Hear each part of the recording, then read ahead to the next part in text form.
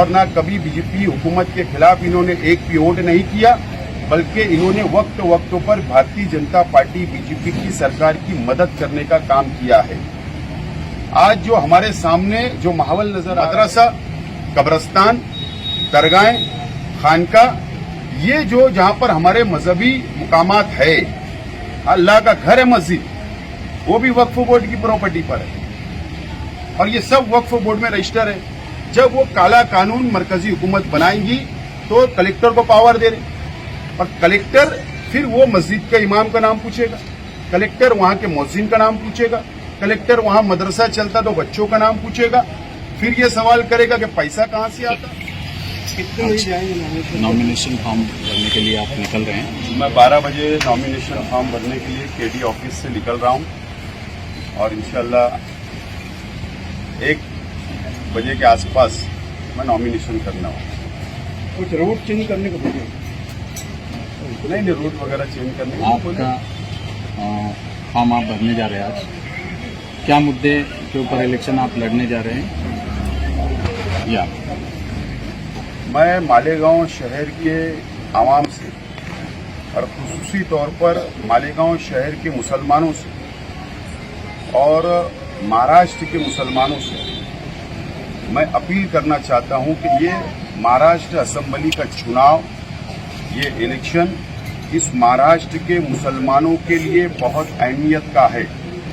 Number 1 इसलिए अहमियत का है, ठीक है, रोड, गटर, डेवलप, विकास, ये तमाम ही चीजें लोकल लेवल के ऊपर होती है और हम लोग विकास और डेवलप करने वाले लोग वो करते रहेंगे। लेकिन महाराष्ट्र असेंबली का जो इलेक्शन है वो कोई कॉरपोरेशन के हॉल में बैठकर झगड़ा लड़ाई करने वाला इलेक्शन नहीं है। ये इलेक्शन जहां पर कानून बनता है, जो कानून साज अदारा है, जहां पर महाराष्ट्र की आवाम के लिए कानून बनाए जाते हैं, तो ये वो इलेक्शन है जहां पर कानून बनता है। और ये शहर के एमएलए साहब, जो मौजूदा एमएलए साहब है मोहम्मद इस्माइल अब्दुल खालिक साहब, इनको शहर की आवाम ने चुन कर दिया। वो एक आलिम भी है, लेकिन इन्होंने मुसलमानों के लिए, महाराष्ट्र के मुसलमानों के लिए कोई आवाज नहीं उठाई, ना कभी भी बीजेपी हुकूमत के खिलाफ आवाज उठाई और ना कभी बीजेपी हुकूमत के खिलाफ इन्होंने एक भी वोट नहीं किया,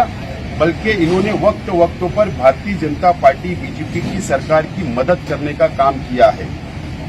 आज जो हमारे सामने जो माहौल नजर आ रहा है मुल्क में, महाराष्ट्र में, सबसे अहम मैं ये मानता हूं कि वहां पर लड़ने वाला, समझने वाला और कानून को समझकर वहां पर आवाज उठाने वाला नुमाइंदे की जरूरत है। अभी भारतीय जनता पार्टी की हुकूमत ने, मरकजी हुकूमत ने वक्फ बोर्ड का बिल लाया और वक्फ बोर्ड का जो बिल लाया है वो ज्वाइंट पार्लियामेंट्री कमेटी में है और जब भी पार्लियामेंट का इजलास सेशन शुरू होगा उस वक्त वो बिल पेश करने वाले हैं और मुझे लगता है कि दादागिरी से, अक्सरियत से वो बिल को पास करेगी और पास करने के बाद वो महाराष्ट्र के अंदर और पूरे मुल्क की रियासतों के अंदर वो बिल को नाफिज करेंगे, उसको लागू करेंगे।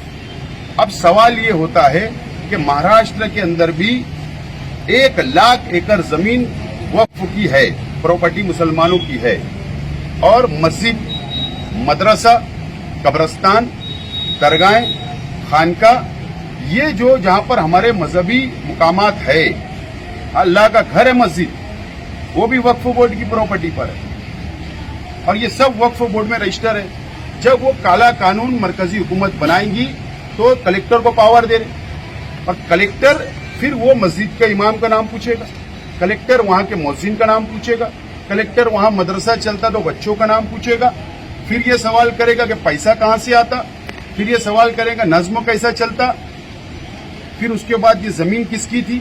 इतने सवालात उठने वाले हैं और ये सीधा सीधा अल्लाह के घर के ऊपर वो लोग अटैक करने की कोशिश करेंगी भारतीय जनता पार्टी। और जो ऑफिसरान होते हैं वो कठपुतली होते हैं हुकूमत की। मैं ऐसा मानता हूं ये इलेक्शन मुसलमानों ने और मालेगांव शहर की आवाम ने, ये मस्जिद और मीनारों का शहर है, खानकाहों का शहर है, कब्रिस्तानों का शहर है, बड़े बड़े कब्रिस्तान है, हिंदुस्तान के सबसे बड़ा कब्रिस्तान हमारे शहर में। तो एक लड़ने वाला नुमाइंदे की जरूरत है। इसके लिए जो लोग को पहले आजमा चुके, जो बीजेपी के साथ हमेशा काम किए, इन्होंने 5 साल मिलकर मिली जोड़ लड़ा और इन्होंने रुपया पैसा सब कुछ अपना बनाने का काम किया, कौम का सोचा नहीं। अगर शहर की आवाम, शहर के मुसलमान मुझे चुनकर असेंबली के अंदर भेजेंगे तो मैं जो मुसलमानों के खिलाफ काले कानून बनेंगे उसके खिलाफ जबरदस्त तरीके से लड़ूंगा और मैं इंसाफ करूंगा मुसलमानों के साथ और पूरा हक अदा करूंगा। जो अगर मुझे जो वोट देकर असेंबली में भेजेंगे तो कौम जो मुझे जिम्मेदारी देंगे उसका हक अदा करने का काम करूंगा। इसके लिए शहर की आवाम से मेरी अपील है कि ये इलेक्शन को आप छोटा ना समझिए। ये इलेक्शन में इत्तेहाद का मुजाहरा करना जरूरी है। ये इलेक्शन के अंदर कोई गरीब अमीर नहीं, कोई मसलक नहीं, कोई बिरादरी नहीं, ये सबको बाजू में रखकर हम लोगों को एक ताकतवर नुमाइंदा असेंबली के अंदर भेजने की जिम्मेदारी अब शहर की आवाम की है। मैं नॉमिनेशन करने जा रहा हूं, मैं शहर की आवाम से वोट मांगूंगा।